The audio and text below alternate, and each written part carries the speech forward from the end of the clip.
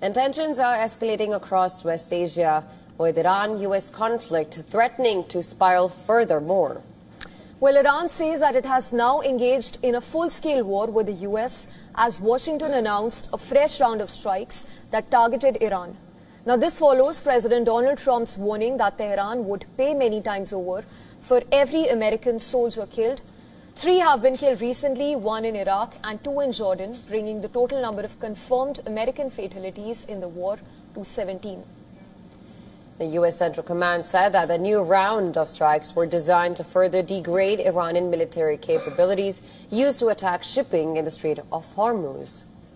Iran, meanwhile, said that it has stepped up its retaliation. It has claimed to have targeted a U.S. military base in Kuwait, striking camp at Arifjan with surface-to-surface missiles. According to Iranian military, the attack hit U.S. Army HIMARS system deployed at the base. The claim follows earlier strikes that Iran says targeted U.S. military bases and assets in Bahrain, Jordan and Syria. As the two sides trade strikes over control of Hormuz, a British maritime agency said an unknown projectile struck a tanker off the coast of Oman. Iran's Yemeni allies, the Houthi rebels, meanwhile, threatened to broaden the war even further by announcing that they would blockade Saudi ports. Now, such a move by the Houthis would put at risk Riyadh's ability to bypass the flashpoint Strait of Hormuz for some of its oil exports and could have major repercussions on the global economy at large. Well, Saudi Arabia and Houthis traded fire last week for the first time in years, threatening a 2022 truce. But the rebels have largely remained on the sidelines since Israel and U.S. attacked Iran in February. Now, Saudi Arabia strongly condemned the threat from what it called the Houthi militia and said it continues to support the brotherly Yemeni people and their legitimate government.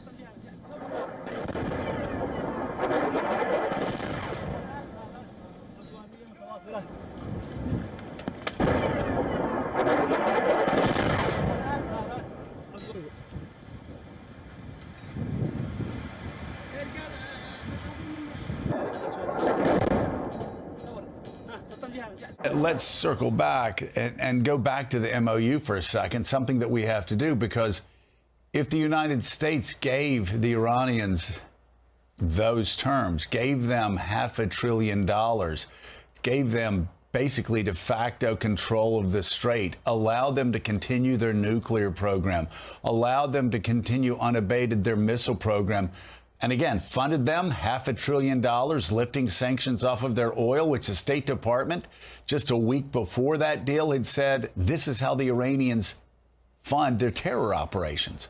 It would have left Iran in a stronger position than it's been in 47 years. They would have left Iran as the dominant power in that region. So I know a lot of people are saying, oh, well, let's just get out of there. Well, yeah, let's get out of there, but with an understanding that the Iranians are at the very most going to be where they were when this war began. And that's going to be a real challenge for the president because, of course, it may require some military troops to keep the strait open. Yeah, I mean, we're in a situation now where, and I'm glad David raised this, where it seems as if everyone is putting their foot on the gas, nobody is putting their foot on the brake here. And so when that is happening, you've seen mutual miscalculation after mutual miscalculation. So this war begins with a catastrophic miscalculation by the Trump administration that this could be like Venezuela 2.0. The prospects of that were never good at all. And then when that didn't work out, it was obvious they didn't have another plan. And now, Joe, I'm wondering about the Iranian government here. If there is a miscalculation on their part, they could have wrapped both arms around that memorandum of understanding and emerged from the conflict stronger, in a stronger position than when it began strategically. A clear loss for the U.S. But now, again, they're continuing to close the strait. They're continuing to keep it closed. That's fundamental to any deal to end the war. And now they're taking serious damage along with us, obviously. Again, nobody has a foot on the brake here at all.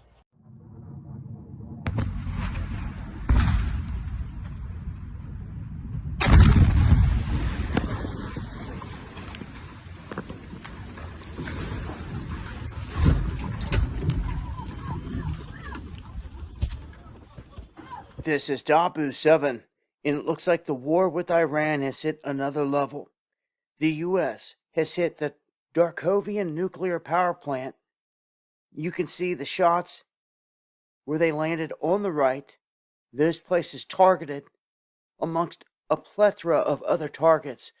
They continue to pound Iran day after day, and this comes after Trump says they have no more missiles, they have no more Navy, they have no more anything, but yet they can turn around and return fire. And return fire they have done. They have hit areas in Kuwait, Bahrain. All of our allies are taking shots big time. And Kuwait got pounded.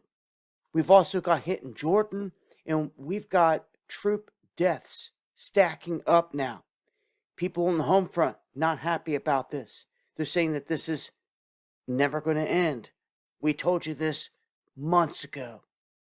Now, in this escalation, you have 2 Greek-owned tankers hit. The war keeps widening as the U.S. airstrikes are raining down at this very moment. Casualties on the rise on both sides, and you have some ceasefire efforts out there by mediators that are proposing a 10-day ceasefire, but there ain't nothing happening here. Every time the U.S. says they're in talks, the Iranians come out and say there are none and that Trump is full of it. They are vowing to draw this thing out. The Houthis have escalated. They announced a maritime embargo on Saudi shipping. This is world war. When people are going to realize this, I don't know, but for all the sheep out there, they probably won't get it until the nuke drops, and that's the end. So, Yemen's Houthi rebels are threatening to target Saudi shipping in the Red Sea. Now, this is important because Saudi Arabia, like other Gulf nations, have been affected by Iran's chokehold on the Strait of Hormuz, through which about a fifth of all the world's oil and natural gas passed in peacetime.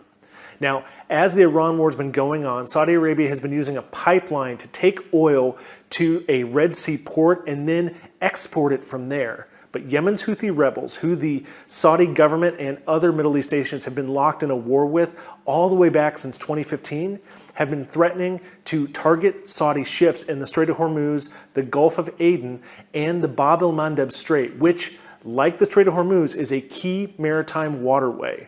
Now, the Houthis don't have necessarily a large navy to do a naval blockade, but what they do have is Iranian-made drones and missiles. And during the Israel-Hamas war in the Gaza Strip, the Houthis attacked over 100 ships. There's a chance, if the Houthis carry out this threat, that they could disrupt Saudi oil shipments to Asia. That would have a big impact on global energy prices, which already are straining with the resumption of hostilities between Iran and the U.S. over the last several days. Sandra, breaking down, Iranian state media says new explosions have been heard near Bandar Abbas. That's the part of Iran where the United States hit earlier, damaging bridges and more as they look to cut off the regime's supply lines. Let's bring in retired U.S. Air Force Brigadier General John Teichert. So a lot of the attacks have been around Bandar Abbas, but further east, I guess the most eastern port city along the coastline of the Gulf of Oman and then the Arabian Sea is Chabahar, where yesterday, take a look at this video from CENTCOM, they took down what they called the surveillance tower. I guess it's really a control tower that gives the IRGC, according to CENTCOM, eyes way out into the sea so that they can try to pinpoint ships that they're attacking. What does it mean that they're taking it this far? Because they have attacked Chabahar many times in the past, but left this standing. John, I'm encouraged that it seems like U.S. Central Command is now focused on more operationally significant targets, railways and bridges, and now an early warning coastal radar. And I think it does 3 possible things. Number one, that it prevents Iran's military from resupplying themselves and threatening the Strait of Hormuz in a far better way than individual targets would. Number two, it might be preparing the battlefield for a ground invasion of operationally significant areas. And then number three, I think it's a demonstration by the president that we are willing to escalate, and he might actually follow through on expanded military operations next week. So this idea of ground forces really strikes fear into the hearts of most Americans.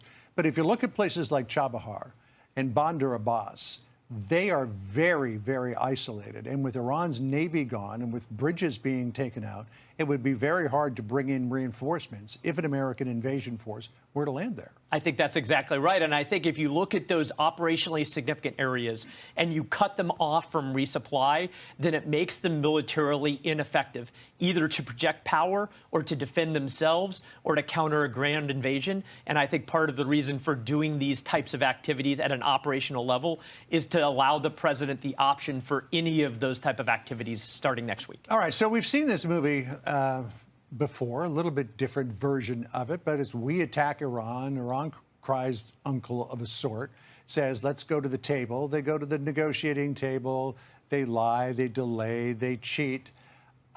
What's it going to take to get them to finally say, okay, this time we really give up?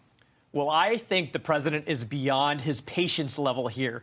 And I think that he's seen enough bad faith from the Iranians over the course of the ceasefire period for the last 3.5 months that he is serious about these expanded military operations. And I think what we're seeing around Bandar Abbas is a bit of a down payment. And I hope that he follows through not just in that area, but to Tehran as well to strike at the heart of the regime. All right. So let's say that we get to the point where the IRGC says, okay, enough, let's actually negotiate. But it's the same regime full of lunatics. You know, does anything change, or do they just go back to the same old playbook? They have used that playbook significantly in the last 3 months.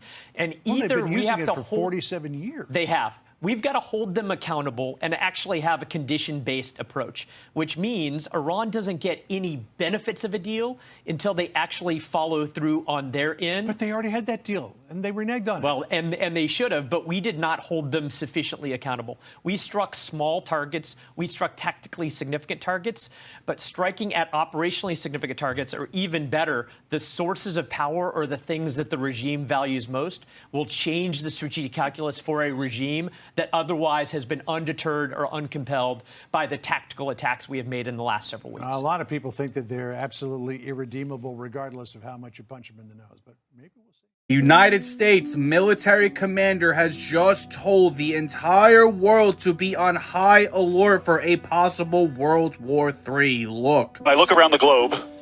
Russia, China, Iran, North Korea, and others are increasing their collaboration and their cooperation as their interests align against us. We see this clearly in Ukraine. While President Trump pushes for a peaceful resolution to a horrible war, China continues to fund Putin's war machine. Iran continues to supply technology and weapons. And North Korean combat troops remain in Russia on Ukraine's border. And of course, there's a confluence between Russia, Iran, and Venezuela and their dark fleet of oil tankers that is helping to fund the war. In the Arctic and the high north, we see a similar trend. Russian and Chinese vessels are conducting more and more joint patrols. Chinese icebreakers and research vessels are in Arctic waters, and their research is not for peaceful purposes.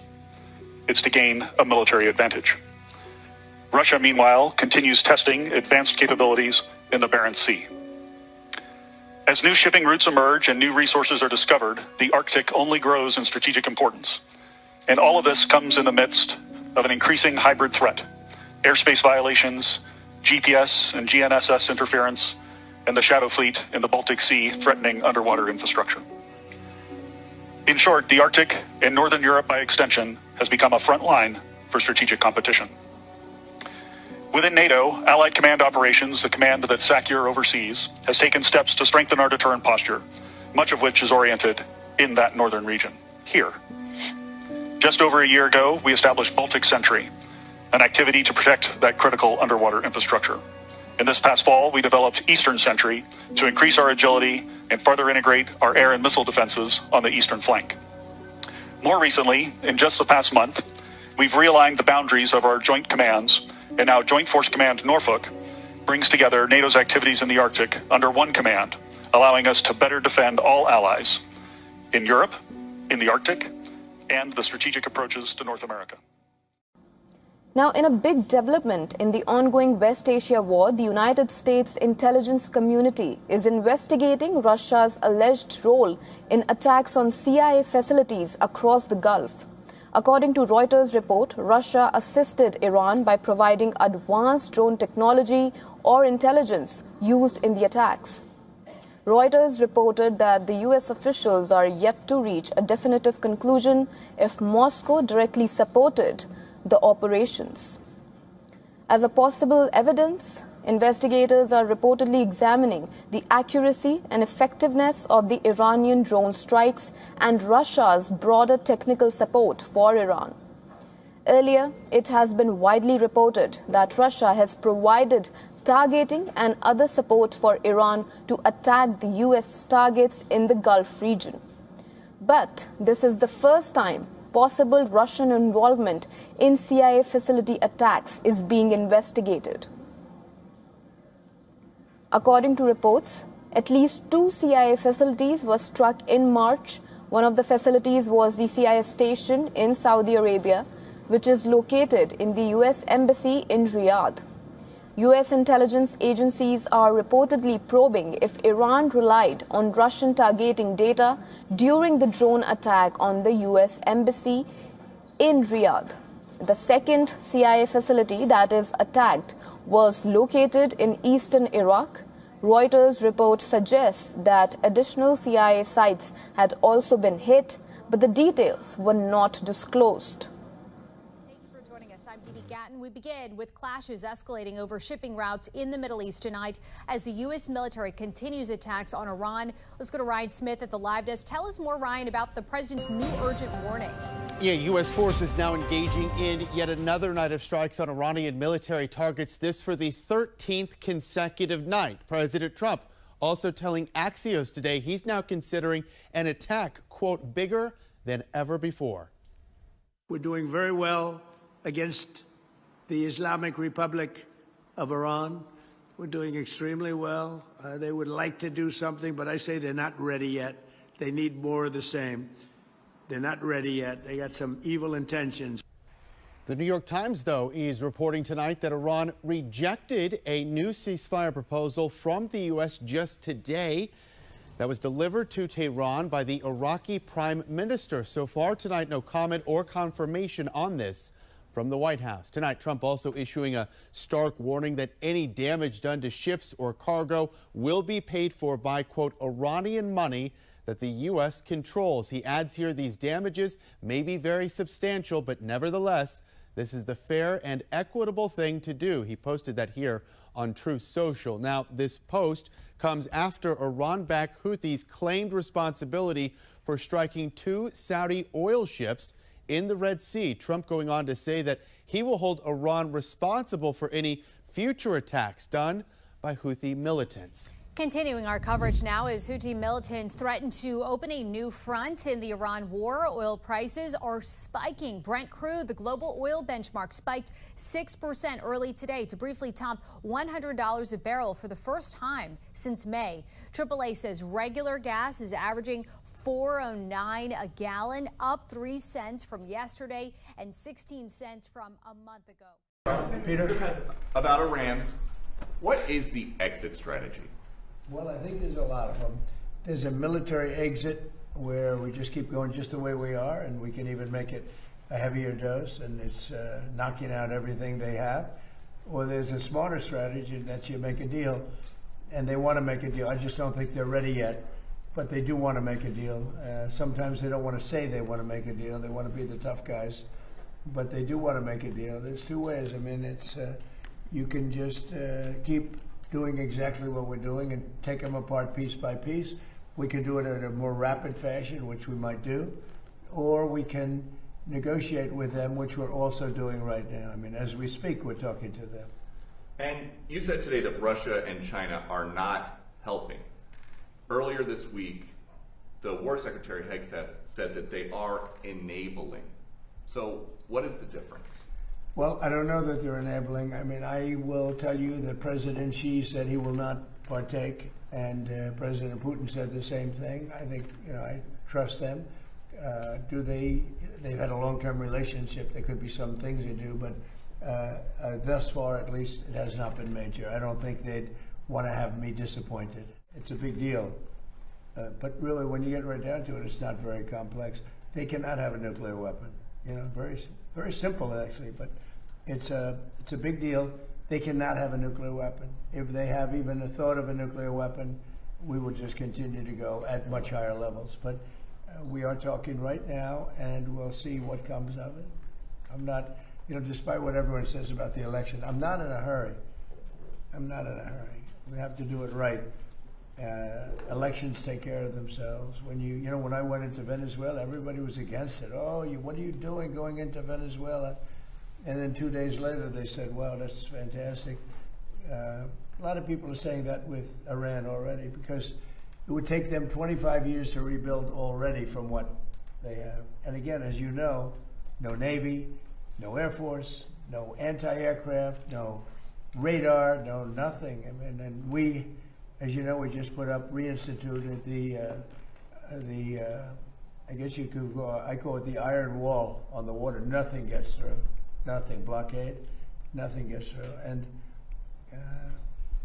they sort of have to make a deal. But we are talking to them. I think they're being serious. I think they are being by far the most serious that we've seen them. But that doesn't mean we get there. We'll see what happens. But I always prefer that alternative. The United States has received a new warning of a new world war or World War III that is coming as tensions explode with the United States and other nations. Now, I'm going to be sharing with you the latest warning coming out from a new nation, as they are saying what is unfolding with the U.S. right now is going to be leading us to World War III. So we have heard this with Russia. We've heard warnings of China. I'm going to be sharing with you the latest on this. And this comes as we're seeing articles coming out from Bloomberg today saying that the U.S. may have to fight a third axis. There's no more doubt that China, Russia, North Korea, and Iran, they see themselves as one anti-American front. Let us hope that no one miscalculates moving forward. This coming out from Bloomberg today, as we're hearing that there is warnings of World War III that are coming the way of the United States from these various nations. And I'm going to share with you this article coming out today. This one saying, North Korea sends chilling new World War III warning to the U.S. as Ukrainian tensions explode. So North Korea, who we've recently heard pledge their alliance to Russia, now we're hearing has been emboldened and is telling the United States, you're about to enter into World War III. Now, this comes as also, I shared with you over the weekend.